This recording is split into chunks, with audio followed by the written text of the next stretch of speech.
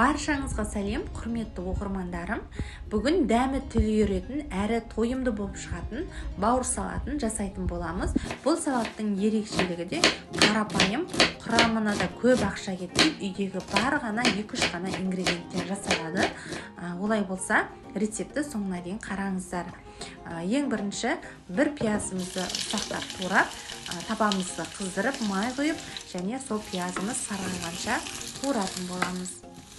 Жаңа оқырмандар болса, каналға тіркеліп, қоңыраушаның үстіне басуды ұмытпаңыздар, және осы салатта лайфхакпен де бөлісетін боламын.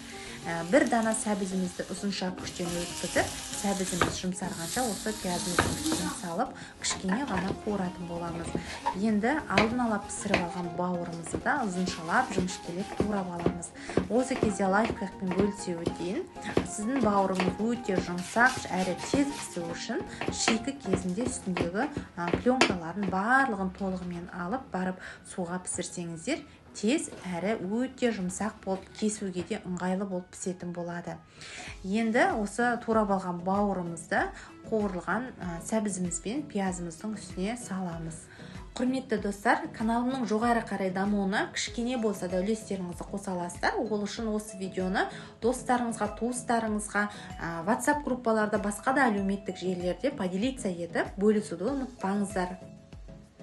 Енді салатымызға қосатын консервідегі қиярымызды да ұсақтап тураймыз. Бізде бұл жерде корнишон қиярлары болмаса, үлкен қиярды да алып, ұсақтап жіңішкелеп турап қоссаңыздар болады.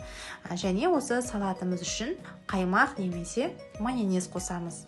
Мен де майонез қостым, жақсылап араластырамыз, және дәміне қарай қара бұрыш және кішкене тұздан да қосып жіберсеңіздер болады. Салатымыз дайын, қонақтарыңызға ұсына берсеңіздер болады. Енді өте керемет әрі тойымды, міндетті түрде жасап көріңіздер.